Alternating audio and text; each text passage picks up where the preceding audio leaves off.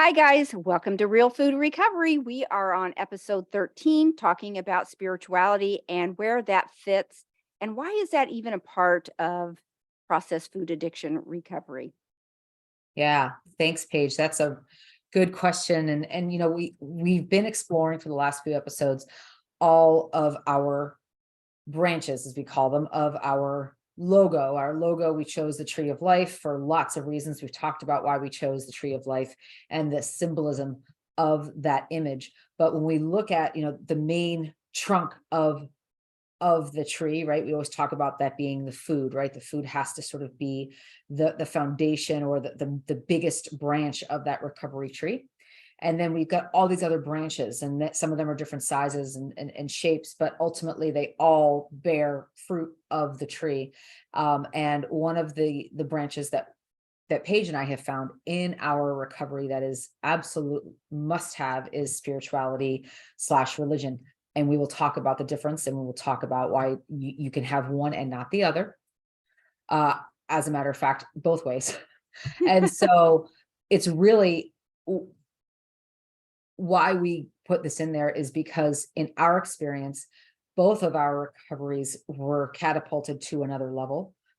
Some might call it an otherworldly level, and a level that was beyond human comprehension or human ability.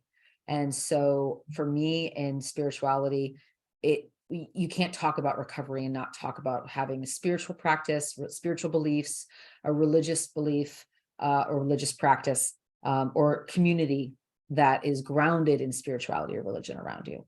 So we just want to talk about that today. Yeah, so let's start out by, we talk, there's a lot of talk out there about spirituality and religion because people can be put off by don't try to shove your religion down our Mhm. throat. And we're here to talk about, are they really the same thing? Are they different? We know that Google says that spirituality is a belief in something beyond self, usually involving a higher power. But for me, if you ask me, are spirituality and religion the same? I would say I'm both, Mhm. but I don't think that they are necessarily have to be the same thing. I am spiritual and religious, but I don't need religion to be spiritual. Even if I didn't have a religion, I think I am I lean more into the spiritual side of things. I can find it in nature or being with a child or watching the rain or a sentimental song. I don't have to be at church Right. to have spirituality in my life. And in fact, I try to invite spiritual experiences every day in my life. What about you? Yeah, agreed. Agreed with all of that. For me, I did not grow up with any kind of spirituality that I was aware of, but I grew up in a home that was religious and practiced. I grew up in the Northeast, so it was a religion that was very common in the area, and there was a lot of rules and mandates and edicts that went along with the religion. And because there were a lot of scandals attached to the religious figures, Mm. it really smacked to me of hypocrisy. Even as a young kid, I remember thinking, this is hypocritical. Like, these are people that I don't really trust, and they're supposed to be representing God to me, and didn't feel right. So I actually, slowly over time, as soon as I was allowed to, I really disconnected from the church. I wanted nothing to do with religion. I vacillated between being an agnostic and being an atheist. And I really, basically from not believing that there was anything out there to not believing in any one thing. Mhm. And there was just this constant still voice inside me that just kept guiding me and telling me things and loving on me. And I finally, by the time I was in my late 30s, I couldn't deny it anymore. And I began to lean towards it, and then to walk towards it, and then to run towards it. And by the time that I was in my 40s, I was full speed ahead, like, there is something there and I need to reconnect with it. So my spiritual beliefs came into play first. And then I actually found my way back into formalized religion, different than the one I grew up in, but founded in community, founded in faith and grace and Mhm. forgiveness and love, and something that's very special to me. So um, I like to say that, I ate for all those years, really trying to fill that hole in my soul. And Wow. it was a God-sized hole that only God could fill. It's amazing. We talk about how spirituality is involved in recovery. And so let's talk a little bit more about what does spirituality actually do for us in life and recovery.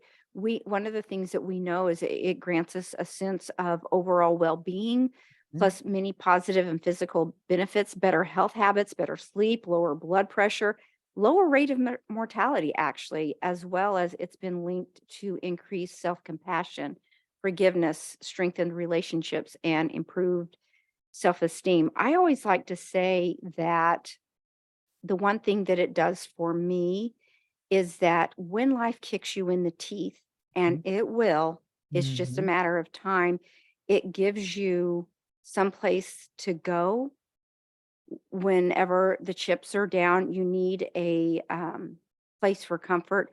I'll tell a brief story about something personal in our life. A year ago, my husband was hit with septic shock out of nowhere. We have no idea where it came from. The doctors to this day don't know. And in the beginning, we were looking death in the face, literally. They told us from the outset things were very grim. And because of that illness and several compounding factors, he would eventually lose his legs during that process. It was a year-long recovery, Mhm. and if I had not had a place to turn for comfort during that time, I really have no idea what would have become of me, because it was that heightened stress for a prolonged period of time that Mhm. really starts wreaking havoc on a cellular level. Absolutely. I stayed clean during that time. I would try to be at the hospital by 7 a.m. and stay till 7 p.m. every day because things were changing so rapidly, especially in the beginning. I'd I'd throw a baked potato in the oven while I was hopping in the shower, get out, wrap it in foil, put it in my bag, throw a little light salt and some oatmeal and anything else that I could grab that would last me throughout the day. It was so important for me to keep my faculties about me during that time. I wasn't really even Mhm. tempted to go off track. Of course, I didn't have a huge appetite either, but Right. I had a couple choices. I could lean into spirituality at that time and invite peace into my life, or I could go to those numbing, addictive behaviors that people often turn to. It allowed me, here's my big statement. It allowed me to say, okay, what next versus Right. why is this happening to me? Right. Why me? Why me? Why me? Versus, okay, just show me the way. What next? Exactly. And it saved my life. It Exactly. saved his life. It saved my life. So Exactly. it's that profound for me. What about you? Yes. No, and that's the biggest differentiator, I think, in the mindsets of so many people. And we're going to have an episode coming up, guys, all about attitude. We're going to Yeah. talk a lot about this, but Paige's attitude, and I knew Paige during this whole process and was amazed by her fortitude and how she handled everything, and also how her husband now, walks on prosthetics and Hmm. has, just a wonderful full life again, Yes. only a year after Yeah. this whole thing happened. Yeah. And mindset of your own mindset, your spiritual connection, your religious community around you helped both of Hmm. you, I'm Oh, sure. totally. Totally. Yeah. Totally. Yeah. For me, when I think about what it does for me in my recovery, I talked about it already. It is that missing piece that I have been looking for all my life, that I thought I could figure out a way to live without. And I thought that if I filled the part of God in my life, that I'd be fine. And I Hmm. made just a total wreck of my life. And so really. And so when I finally let God play his part, and I realized my humanity and turned everything that I could over to him, it just life got a lot easier, recovery got a lot easier. And it's getting easier by the day. Like I'm learning more and more lessons. It's really, for me, only been a handful of years, right? Maybe 7 years since I've been in this walk. And it has been, just every day I'm learning something new about how to change my attitude, how to leverage my spiritual practices differently, how to learn from others in my religious community, how they face adversity, how they overcome mistakes, how they overcome, life on life's terms, as they say. Mhm. Yeah. You know, that leads us kind of into the about the topic of the difference between love and fear. Which motivates you? What are you driven by? How have love and fear shaped your life? Yeah. I'd love to hear your thoughts on this, because I've got kind of a different experience, I have a feeling, than you do. I would really like to say, oh, I work from a place of love all the time. It's very motivating to me. I wake up with a smile on my face and wanting to do nothing but good for others all day long. But it's like anything, it's a skill set, right? You've got to practice it, and Mhm. it does take time to develop that. But I also fear punishment too. So that is also a very motivating. I am fear-based too, whether it's turning a homework assignment in or doing wrong to somebody or not obeying traffic laws. I Right. mean, I am very motivated by fear, but Yes. I would like to be more led by love, and I'm trying. Yes. Yes. And I think that's very valid. I think there's different kinds of fear. There's healthy fear, and then there's dysfunctional fear. Mhm. Um, and I was led by fear. It was modeled for me growing up. Many members of my family on both sides have this sort of fear-based mindset. I was raised by a single mom who, while she was extremely strong, she had a lot of fear. She had a lot of fear, and she didn't necessarily think about how much fear she had or know it. It just was something that she sort of lived with every day. But she, you know, kind of put that on my brother and I. And so that was something that was hard to navigate. It was hard to grow up not knowing that I was living around and in a spirit of fear all the time. Mhm. Fear is what many members of my family sort of, the go-to emotion, or the go-to thought process, is something fear-based. The what ifs, or what are you going to do when that happens? Mhm. And I got to the point where I didn't know that my thoughts were given to me, right, in the spirit of fear. I didn't know that my thoughts were not my own. They were not my own. They were thoughts that I'd learned from generations of fear that had been passed to me. So it got to the point where I was so consumed with thoughts of fear and assuming the worst all the time, Mhm. that it got to the point where I was, really, it was affecting every aspect of my life. Mhm. And it led to a lot of poor decisions on my part, a lot of delusion, that I could do things that other people couldn't, or that other things would happen that would never happen. Mhm. Um, and I really just became a person I didn't recognize. I Mhm. was always, I was born very loving. I was very just love and light and joy, and just love to love people. That And is you. That and is over the you. years, thank you. And over the years, though, before we met, over the years, it got to the point where I was just so fearful. Mhm. Um, and I would do things that I didn't recognize myself doing. And I would just be like, why am I doing this? This is not me. This is not who I really am. This is not really my heart. And I began to grasp at straws, right, from a place of fear. I began to grasp at straws, looking to ease the discomfort, right? Because it was whenever I'm in fear that much, it's constant discomfort, it's constant anxiety. And I would look to food, and then when the food was gone, I would look to, acquiring stuff, or I would look to, media, or I would look to relationships to distract me from the feelings of fear that I had. And so the fear has shaped my life in ways that, again, became unrecognizable. And love has shaped it in ways that has become much more recognizable to me. Like it is who I am. Yeah. It is who you are. You exude love. So, speaking of love, do you have any acts of love that have been meaningful to you in your life? Yes, my growing up love was very conditional. It was extremely conditional, was very manipulated. And it was, if you do this, you get that. It was Mhm. always conditional. And Mhm. if the conditions were not met, there was rejection, there was shame, there was, a lot of name calling or dismissal or rejection. Mhm. And that really stuck with me most of my life. So unconditional love was something I was completely unfamiliar with, did not Mhm. understand it, did not really experience it.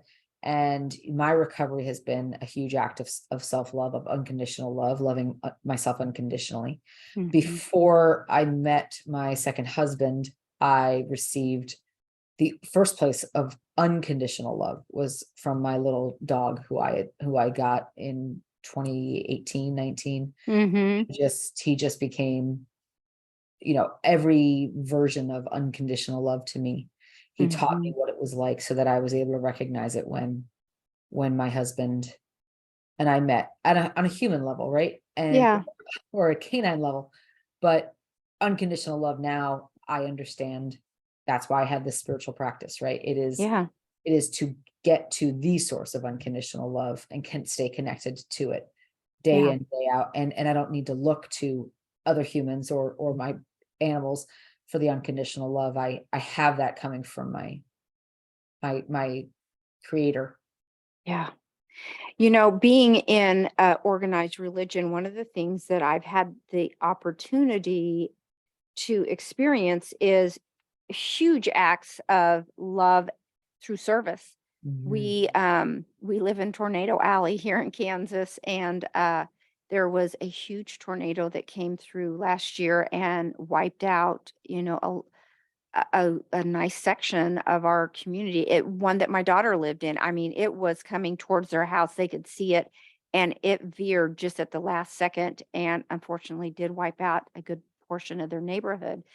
It just so happens that one of their neighbors were also members of our church, and that next morning, I mean, it was nighttime, it was Yeah. dark when it happened, and, my son-in-law went out the door, and it was just mass destruction. These houses were just flattened. It looked like a movie set, Yeah. like, it was gone, and there were Yeah. people standing in their basements in their home looking up at the sky, so Yeah. it was very traumatic, but our church jumped into action for not only that, family that goes to our church, but the neighbors around the next morning. They just started, in. And so Right. I've seen so many acts of love and service and giving through that is one benefit I think for me of being in Yeah. organized religion. Not that that's not happening in other No, organizations, but but you're I've right. just had exposure to see a lot of that humanitarian aid.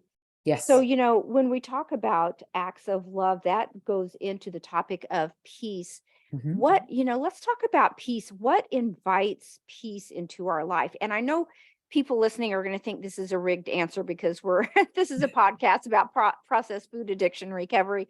But I swear clean food invites peace into Absolutely. my life almost as much as anything else. And the minute I start walking down that dark path, I lose my spiritual connection. It leaves my life immediately. All I can feel is darkness. When I'm deep in the food, I no longer feel the presence of light. So when I'm clean, it invites peace and opens up my life to every good thing.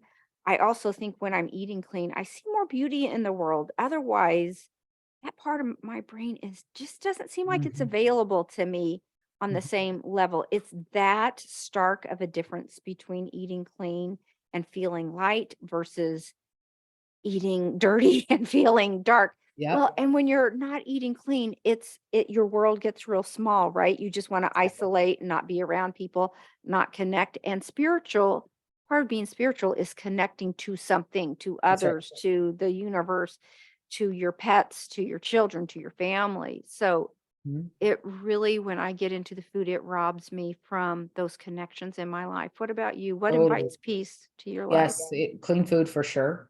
I didn't believe it until I experienced it. I And agree. I noticed it when the first time I noticed it was when I was coming out of the clean food and going back into my binge and restrict cycle. And I would go back into, my cheat meal for the week. And then I remember feeling like not peaceful. I was very anxious. I was very, irritable. I was, Mhm. restless. What is the saying? Restless, irritable, and discontent, right? I was all of the above Uh-huh. within minutes after finishing the food, the cheat food.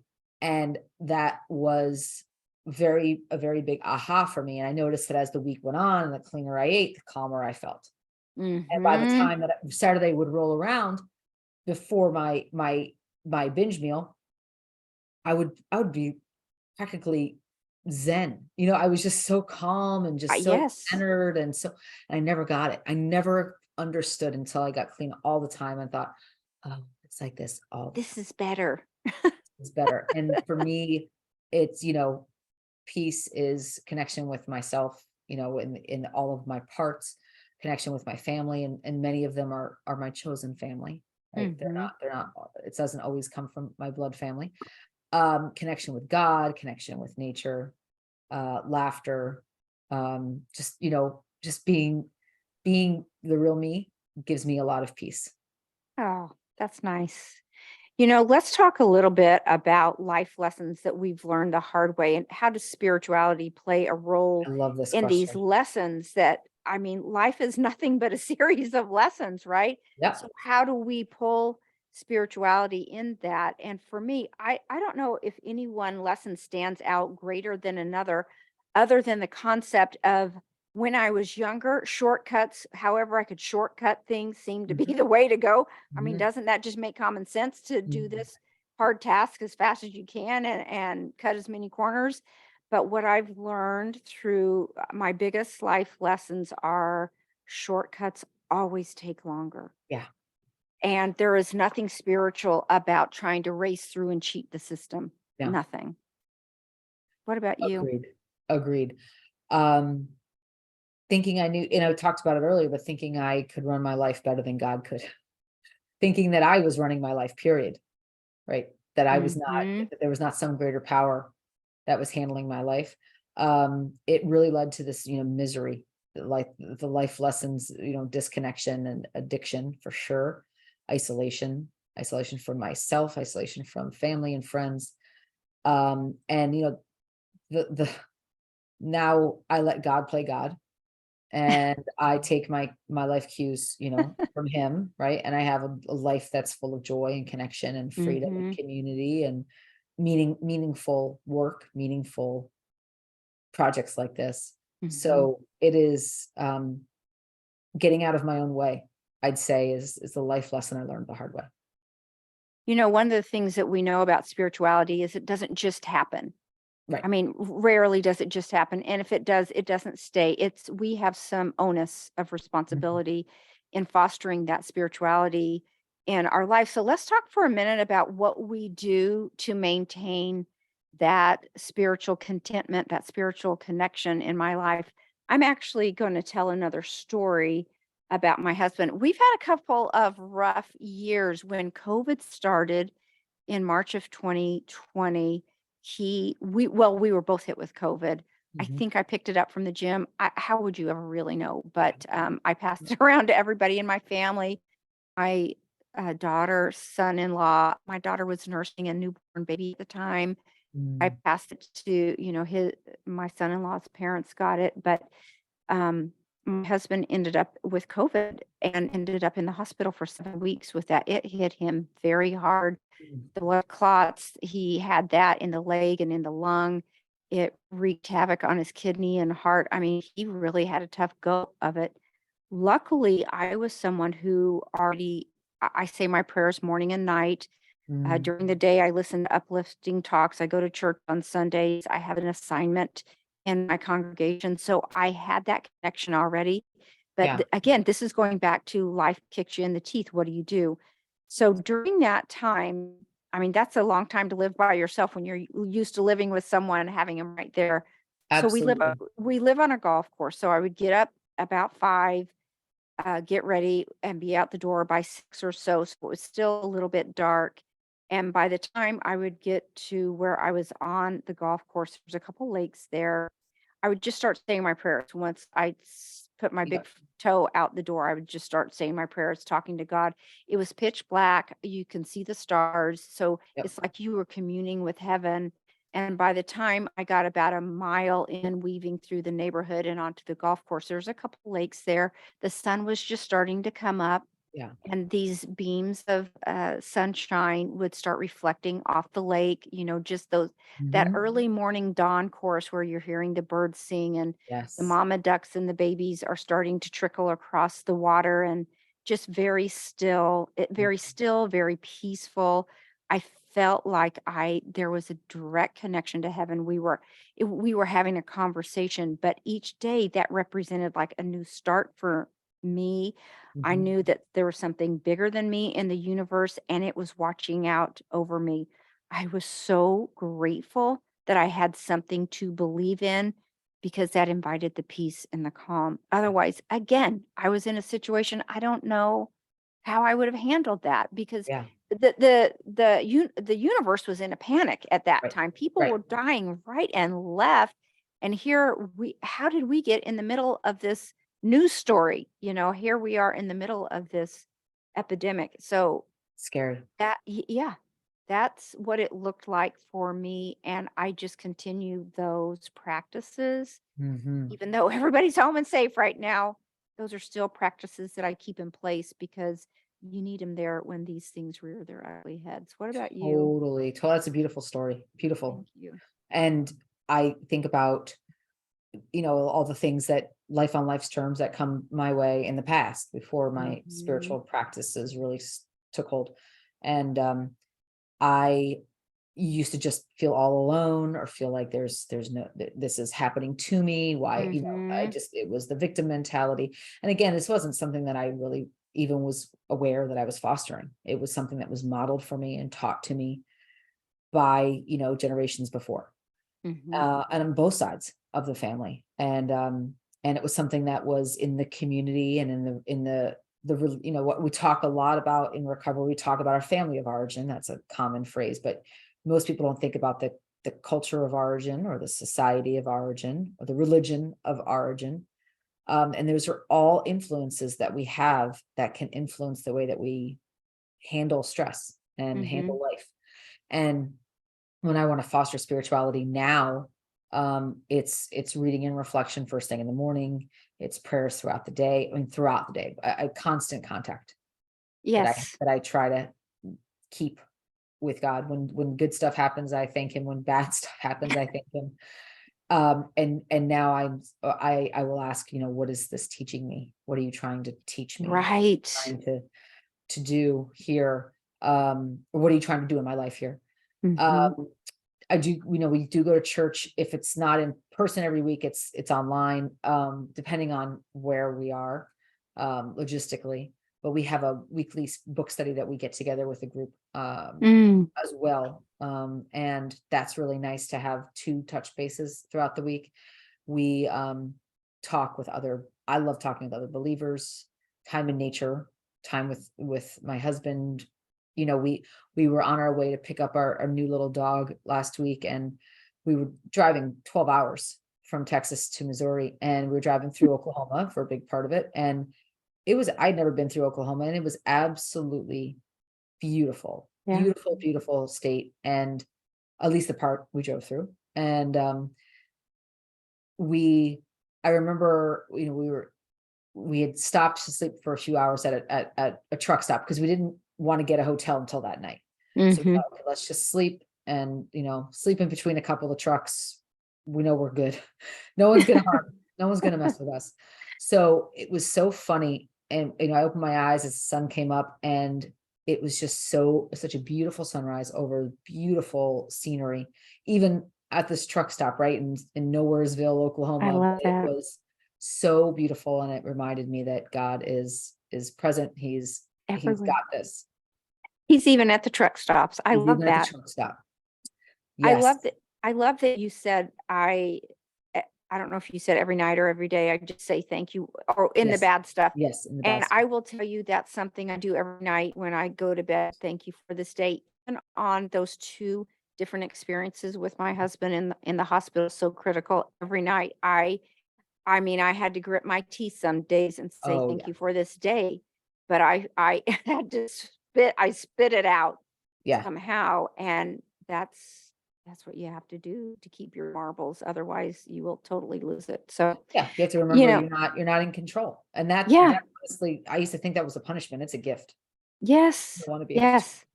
Yeah, who wants to be in charge of this? No, thanks. Uh, so, we're talking a lot about spirituality, and I know Mhm. that it can be a tender topic for some. So is that something that you feel like you like to share or keep private? Should we share it, or do we have a responsibility to not talk about it? What are Yeah. your feelings? Where do you lie on that? It depends on the situation. Mm, I'm not God, right? So it's not up to me to try to change people or to try mhm, to convert their way of doing things.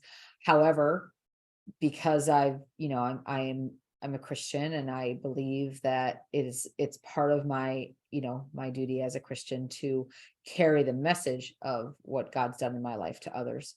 That I happily do. But I also read the room, right? If somebody has no interest and no belief and no mhm, connection to any kind of spiritual practice or any creator of the universe, I use different words. mhm, Um, and certainly I've been in groups, right, where it's more appropriate to say higher power or mhm, or universal source of love. mhm, Um, and that's fine because you don't want to alienate people mhm. who have been hurt, they think, who've been hurt by God, Yeah, who've been hurt by people who represented God, which is very common. agree. And Mhm, so I don't want anyone to feel put off. mhm. I want them to eventually to know what I know, but that's not up to me. That's Yeah. not. I really feel the same way as you. I do never want to push something down someone's throat, feeling out the room. That's just, yeah, feel out the room. Take social cues. And if somebody is open to it, okay, we can have a discussion. If they're looking for peace in their life, I'm happy to share some of my experiences. But yeah, I'm not one to shove it at people. So that kind of leads into the next topic about, is intelligence or wisdom more useful? This is a perfect example Love of what we this. were just talking about. Yes. For me, wisdom is much more useful in everyday life. I would much rather have a higher EQ than an IQ. I've got some family members that are geniuses, but their emotional intelligence is grossly lacking. Yeah. I've always said I'm average intelligence, but high in common sense, and I would rather have my equation the way it is than high Mhm, intelligence and lacking in common sense. What mhm. about you? Yes. I used to think intelligence was the way to go, right? 'Cause it was just like the consumer mindset. I could always Mhm. acquire more intelligence. I could always get smarter. I could Mhm. always learn something new. I could always pick up another skill or another degree. Mhm. And now, I would much rather have wisdom in my life. Mhm. Wisdom, certainly, from my spiritual beliefs for sure, and from some of the practices that I follow, but also wisdom, my own internal wisdom Mhm. that that tells me how to relate to people instead of Right. trying to figure it out in my head. Mhm. Right, like you said, the emotional intelligence is much more important to me than Useful. IQ. Yeah. Do you think spirituality helps with intuition then? Yes. Yes, for me, because I've always had a strong intuition, very strong. All of my life, I remember my Italian grandmother talking about, like, oh, you're very she knew. She said, when I she told my grandfather this is a little morbid, but it's true. She said, when I die, I'm coming back and I'm gonna come back to Jamie and I'm gonna give you a message through her. Oh. She told him this before she died. I don't know how close she, before she died, but she told him. He never told me. And she died when I was 18. And so I was probably 20, 21, and I was away at college and had a dream where she and I were like sitting in the back pew of the church at her funeral. This was the Ah. And she was sitting there talking to me, and she was asking me a whole bunch of questions and giving me a lot of messages. And it was like it wasn't just like a dream, like, oh, there's grandma. It was like she was there to tell me some things. Like she had some stuff to talk about. And I remember she's like, you have to tell him this and tell him this and tell him this. She wanted very specific people to know very specific things. And I was just like, all right. So I remember waking up thinking like, okay, that wasn't just a dream. Like she was with me. Wow. And so I've always been very intuitive and very connected to people spiritually. And I called my grandfather, of course, like first thing. And I couldn't even get words out because I was so moved and I was so, emotional. And he said, oh, your grandmother finally got to you. What did she say? And I said, you knew? He said, yeah, she told me. What did she say? And he wanted, he's like, let me get a pen. He wanted to know everything. I want to know what she said. What'd she say? She wanted to know how everyone was. And she wanted to know if, like certain, like, God, I don't remember now. She wanted to know how everyone was. She wanted to know, like, I was like wondering, like, is there like, a key somewhere that she wanted someone to know? Yeah. No, it was nothing like that. It was more just, she's Sweet. fine. She's feeling good. Oh, She's not in any sweet. pain. It was that kind of, how's your Oh, grandfather? Does he have what he needs? How are the dog? Like, it was very specific. oh, wow. That's very, very sweet. Yes. I agree with you. I think I feel led through spirituality with Yes. my intuition. It just invites peace with the next right move in my life. I feel it in Mhm. my chest and gut and head all at the same time, just Mm. total peace, which, if we believe this way, then, the topic comes up about, do you think everything happens for a reason? And I have to say, in order to stay sane, I've now lived long enough to see the rest of the story play out so many times. I'll be 60. So when you live so long, you see these stories play out over decades. So there's things we don't understand at the time, but we will down the road, and they'll make perfect sense. Yes. My husband says you can only connect the dots moving backwards. So I personally do believe everything happens for a reason. Yes. What For about you? sure. Yes, I agree. And it's a reason that I'm not aware of. And I'll never be aware of it, right? Until um sometimes ever, right? Sometimes I'm never aware of the reasons why. And it's not Mhm. for me to try to figure it out. Mhm. Um, you know, uh in recovery, there's a lot of talk about, action, right? There's not a lot of talk about, into feelings or into figuring it out. That's Mhm. always about getting into action. So if I try too hard to figure something out, um, it's usually tells me that I don't need to be I need to be hands off and let Mhm. God figure it out for me. Yeah. Um, and it might be something little and insignificant. It might be something really, really big.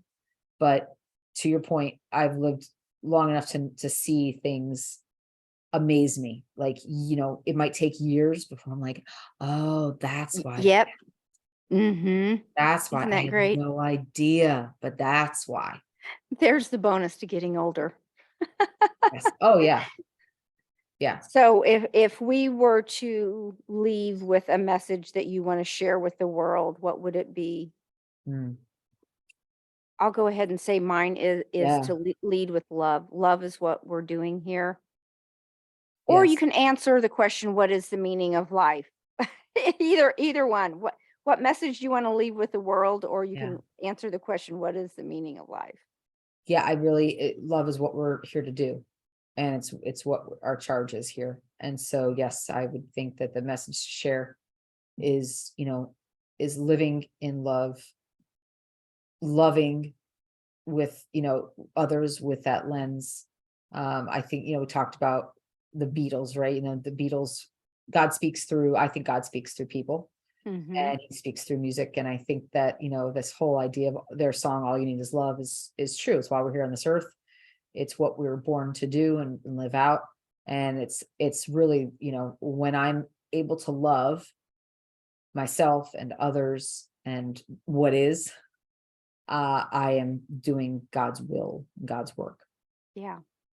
And I think, finishing it up, part of the meaning of life is I think we're just here to have experiences. Mhm. And if so, you can temper all of your experiences with love. I Yes, think you're going to get out of this deal a lot with a lot less bruises that's true.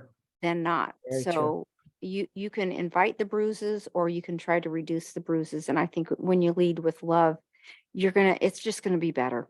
It's gonna be easier. The fight Agreed. will seem less. Mhm. Thank you. This was a great one. We've got a couple of listener questions that we're running out of time, but I think they're important enough to quickly go over. Yes. One is, I keep hearing that a calm brain doesn't crave. Is that part of spirituality, or do I have something wrong? It can be a part of spirituality, Yeah. definitely. Mhm.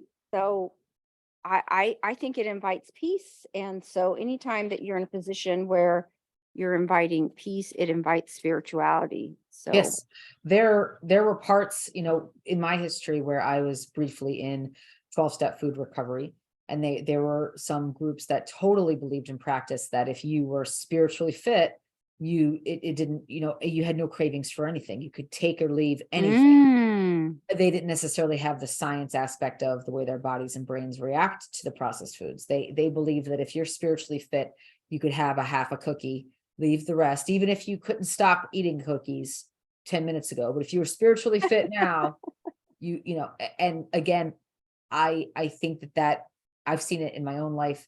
That is true for me, that I don't crave, but I'm also not walking around trying to eat a cookie. right, I know the science behind what the food does to my right. body and brain.